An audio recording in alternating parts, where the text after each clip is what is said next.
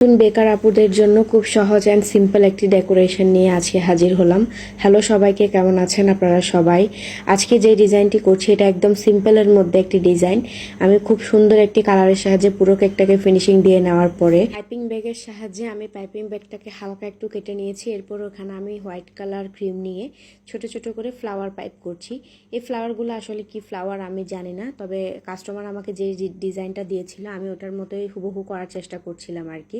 তো এখানে দেখতেই পাচ্ছেন আমার ফ্লাওয়ারগুলো মোটামুটি করে দেওয়ার পরে কাস্টমার যে পিকচারটা দিয়েছিল মূলত ওখানের মধ্যে নাম, মানে যে বার্থডে নামটা ছিল আর কি, ওটা কেকের মাঝখানেই ছিল। মাঝখানের অংশটা ফাঁকা ছিল, মাঝখানের অংশে শুধু নামটাই ছিল। তবে কাস্টমার আমাকে বলেছিল যে নামটা যেন আমি বোর্ডেই লিখি, কেকের উপরে না লিখি, বোর্ডের উপরে ফন্টের সাহায্যেই লিখি।